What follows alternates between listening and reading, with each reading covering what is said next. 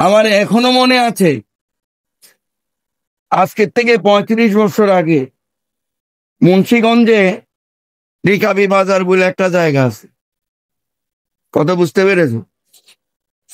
কয় মাইজভান্ডার শরীফের হুজুর আসলে যেন কাফনের কাফন নিয়ে আসে। আরে নাউজুবিল্লাহ আউজুবিল্লাহ পরে আগে কথা শুনি। আমি কি করলাম জানেন? নেজা মৌলানারে কইলাম তুই তাড়াতাড়ি কাফনের কাপড় কিনি আন। কথা বুঝছেন? কাফনের কাপড় কিনে আন। ক্ষয় কিনলে আজ বেটা খাম আছে। এখন না যাওয়ার জন্য চোরাপথ যেগুলো আছে না, এগুলাতে তারা পাহারায়। আমি যে সদর রাস্তা দিয়ে ঢুকবো তারা চিন্তাও করে নেয়। আমি কি চোর যে আমি চোরের মতো যাব? যাবো তো সদর রাস্তা দিয়ে গেলাম, যাইয়া বললাম এই যে কাফনের কাপড় নিয়ে আসছি।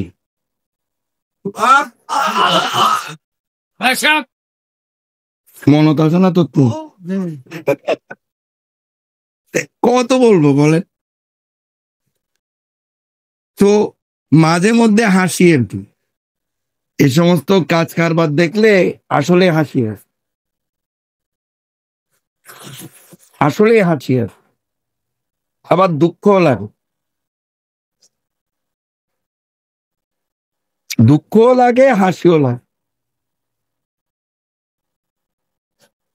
কথা বুঝতে পেরেছি? এর জন্যই কতগুলো জিনিস আছে আমাকে গোসে জামান শফি বাবা বলেছেন,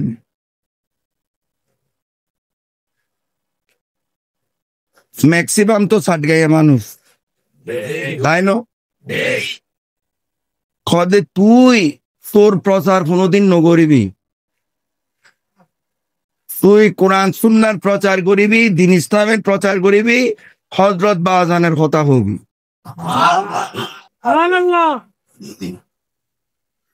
সারা জীবন তো তাই করলাম।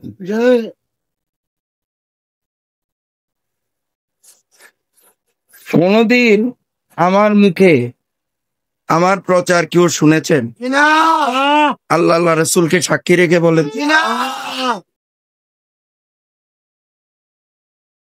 এইটাই বলি যে গত রাত্রের ঘটনাই বলবো, কি থমথমে অবস্থা, পারলে তো মেরেই ফেল।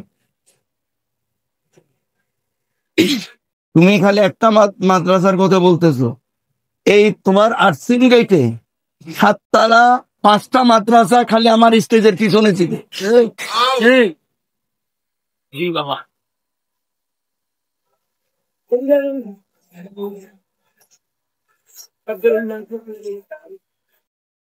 তো এগুলা দেখলে আসলেই দুঃখ লাগে, কষ্ট লাগে।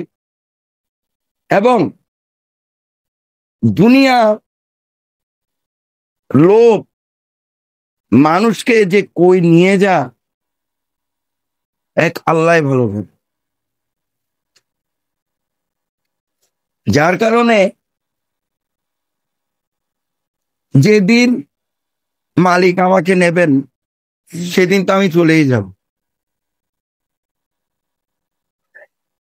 কিন্তু আমি যে কোরআন সুন্নাহর বাণীগুলো করে যাচ্ছি এগুলো মনে রাখবেন।